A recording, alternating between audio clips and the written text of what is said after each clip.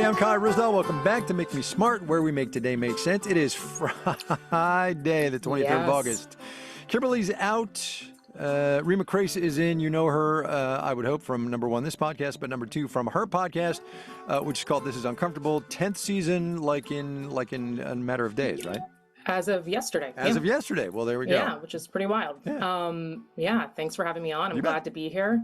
It's been a while since I've been on the show. I think with you. I've been on more recently with, I think Kimberly. But happy to be here. It's Friday, which means it's Economics on Tap.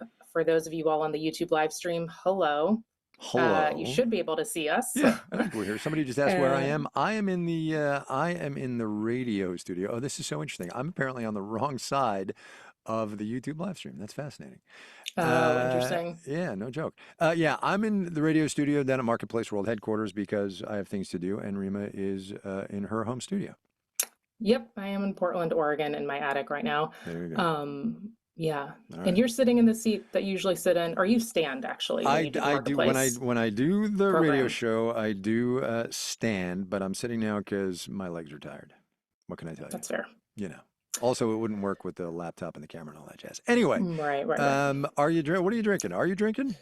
I am drinking something. It feels a little unhinged though because it's afternoon on an August sunny day. I'm drinking hot chocolate. But it was raining earlier. That is a little unhinged. It is. But the backstory is that it was raining earlier. It was a gloomy day, and so I was in the mood for it. And I'm camping this weekend, going up to Washington, and it's supposed to be a rainy weekend. And so I made these. I also have a little treat here: these black sesame Rice Krispie treats. Wow. And had hot chocolate prepared for this weekend, and so they were just sitting on the kitchen counter, inviting me to do something with them. Are you camping, like hiking in and camping? Or are you car camping? Are you glamping? What are you doing? I think it's a mix between car camping and glamping. So we're going out to Long Beach, Washington, and it's on a campsite. So there are facilities, there are bathrooms and showers, but we have our tents and we're, Nice. Yeah. So it should be fun. Are you a camper? I am not a camper. I am not a camper at all. I'm no delicate flower, but I need like a shower and cup of coffee and the whole thing. Well, this place also has a sauna and like a cold plunge. It'll be fine. It'll be good. Good. So I'm excited. Good.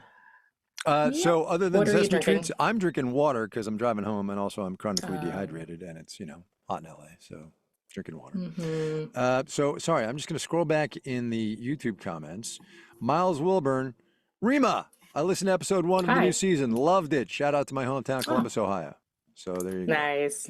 Yeah, I talked with Hanif Abdurraqib, who's a poet and author, and he's great. He's from Columbus, Ohio, and we talked about his relationship with the city and how he redistributes a lot of his income to Columbus. Oh, that's very amazing. Cool. That is very cool. Debbie Donovan is having hot chocolate as well, or she loves her hot chocolate. Nice. Maybe not having it, but she loves it. Lemon vodka martini is in here.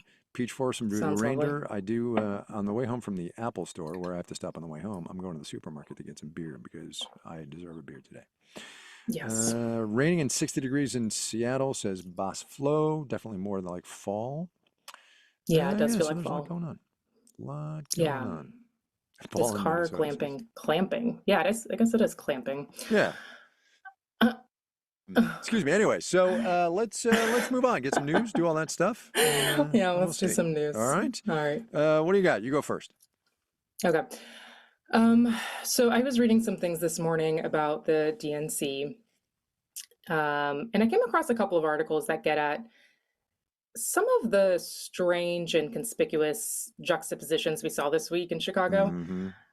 So, for example, Fortune had this article about some of the conflicted messaging we heard about the ultra-wealthy. So, for instance, on Tuesday, we saw Bernie Sanders on stage, and he did what Bernie Sanders does. He called out Republican policies that would favor the wealthy. And he basically said, at a time where there's massive income and wealth inequality, we should not be giving more tax breaks to billionaires. He also called for a ceasefire in Gaza, to stop making funding cuts to Social Security, Medicare, Medicaid. Anyway, and then after Sanders spoke, people clapped, and then a billionaire walked on stage, Illinois Governor J.B. Pritzker.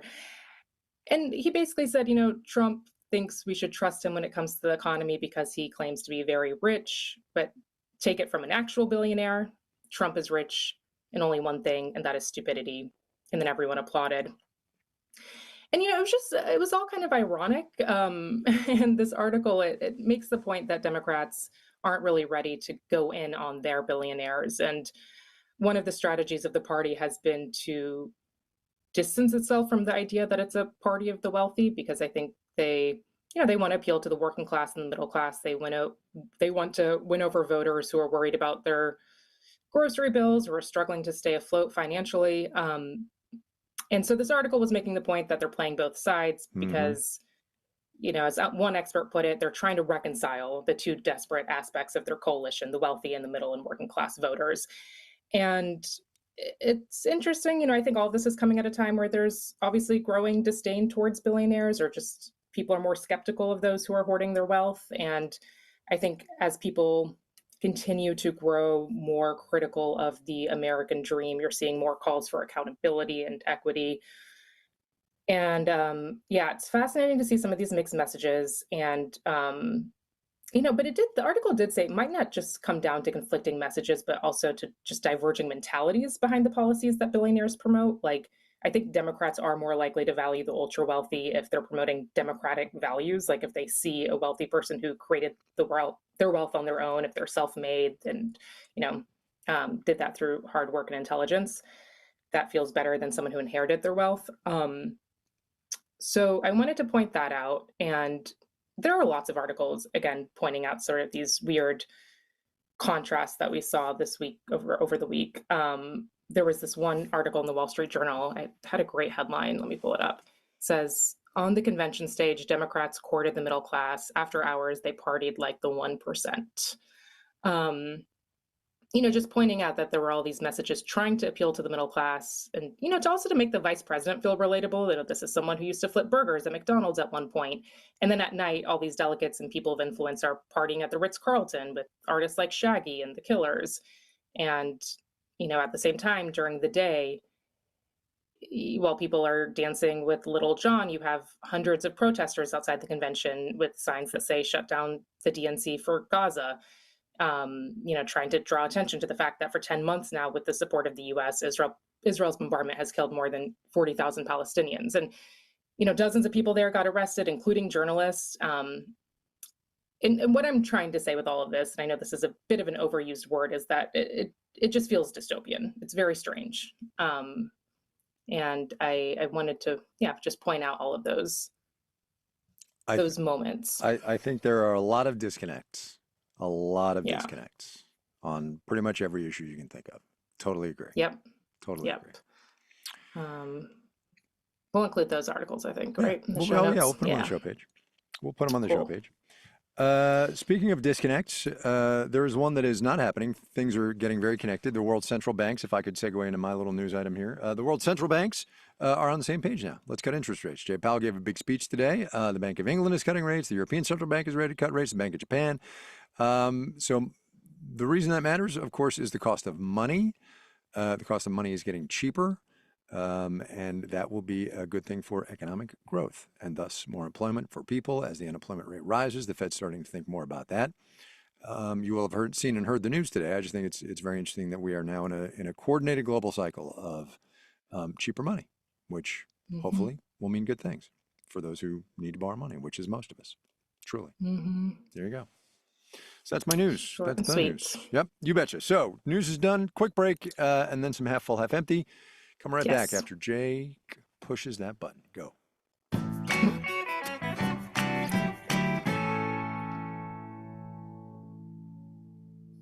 You're up, boss lady. Oh, this is me. All right, we're back. It is time to play Half Full, Half Empty, hosted by our very own Drew Jostad. Take it away, Drew. Okay, first topic this week. As part of their strategy of reaching younger voters, the Democratic Party invited 200 social media content creators to the DNC. Are you half full or half empty?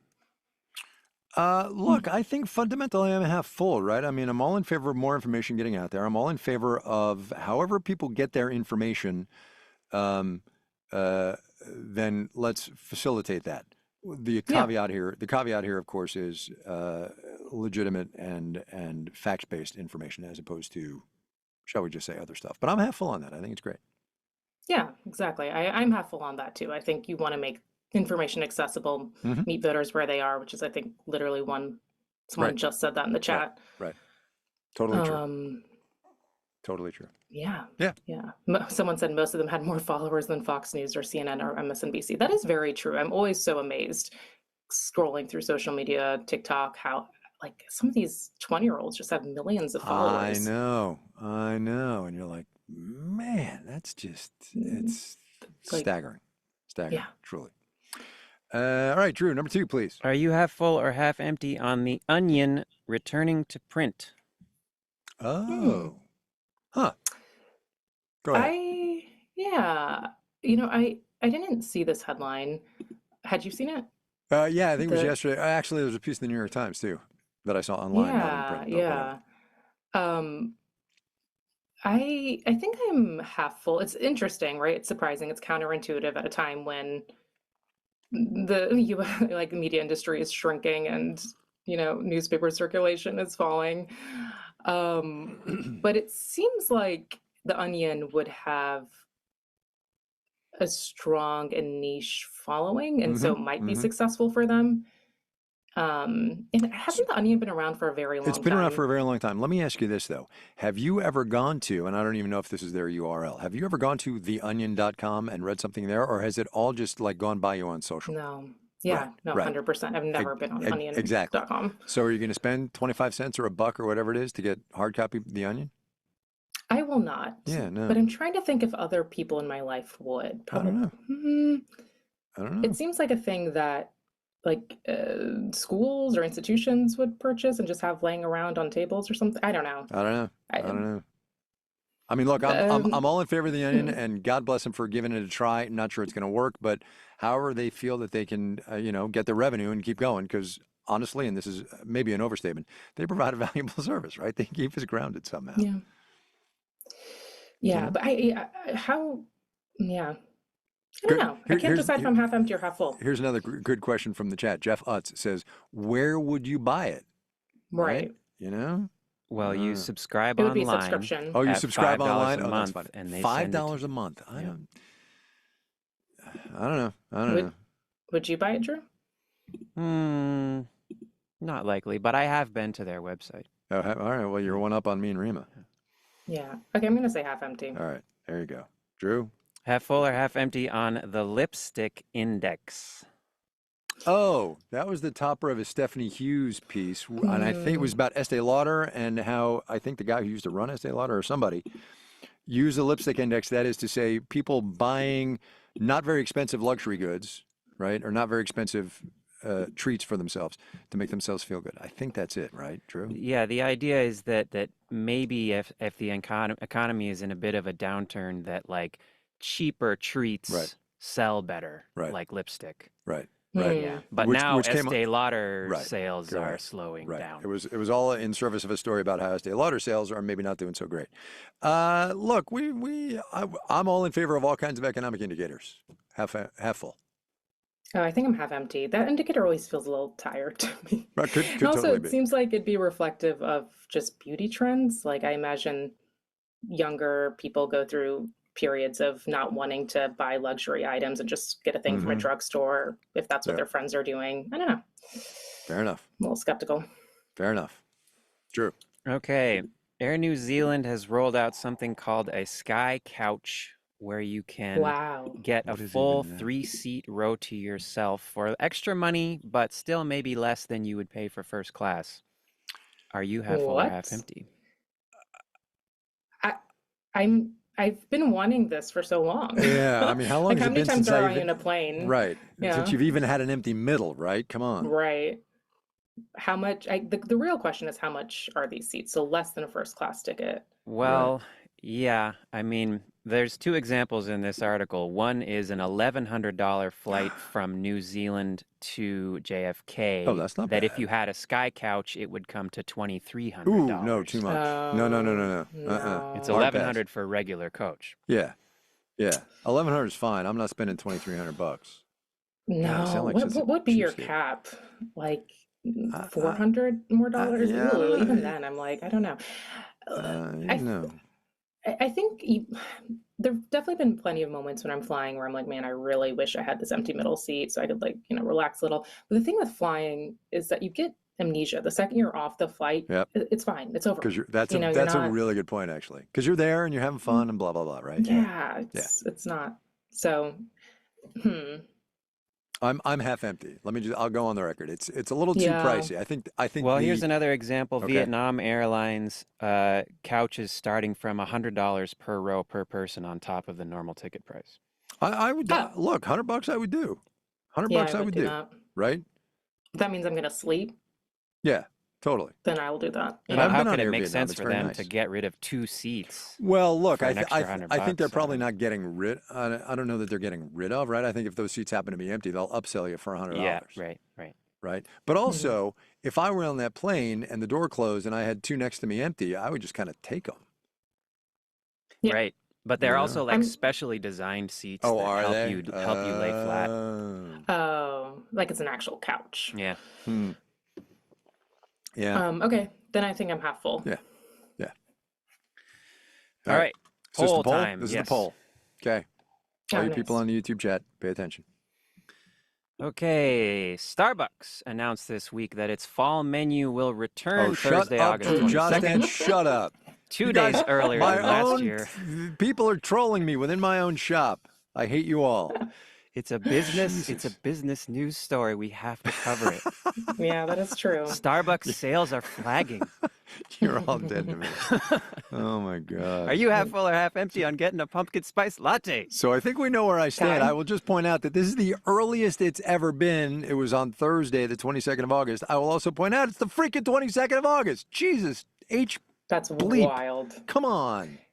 It's Isn't that insane. the story every year too? Like it's earlier this year. Yeah, well, it's actually, so there was a chart in like Axios. It was, the latest it's been is September 8th. It's bounced back and forth. It's been Okay. bouncing back and forth a little bit, but this is the earliest it's ever been. No. That's it. I've said what I'm going to say. I think I'm a no too. It was nice. It was a novelty thing the first couple times, and now, There you go. Now, are you a pumpkin spice latte drinker? Have you had one? I've had it before. I'm not a coffee drinker, so I'll do like a pumpkin chai thing. Yeah. But it doesn't excite me. Yeah, fair enough. I realized as I was halfway through my rant that on the poll question we're supposed to wait to give our opinions, but kind of I got set up to not actually be able to fulfill that. So we will close the poll now with 135 people in. 81% are half empty. Thank you very much. You are my people. The 19% of you who are half full on pumpkin spice latte, I'm sorry, we're going to block you from the chat from now on. Bye. Nice knowing you. Don't bother listening next week. I'm kidding. Marissa's pulling her hair right now. She's like, oh my God. Jake, hit the button, man. Get us out of here. All Before I right. do more damage. All right. That was Economics on Tap, kicking off your weekend. We have actually a summer Spotify playlist featuring some of our favorite summer songs. I've got a couple on there. I'm sure Kimberly does. Staff probably does as well. It's all at marketplace.org/playlist. Tell us what you think and what you have been listening to. Yeah. Make Me Smart is by Courtney Bergseeger. Today's episode was engineered by Jake Cherry. The team behind our Friday game is Ellen McCune, Jamila Huxtable, and Antoinette Brock. Marissa Cabrera is our senior producer. Bridget Bodner is the director of podcasts. Francesca Levy is the executive director of digital and on demand. Just because we said so. Yep. I just realized this hot chocolate just turned into chocolate milk. Yeah, well.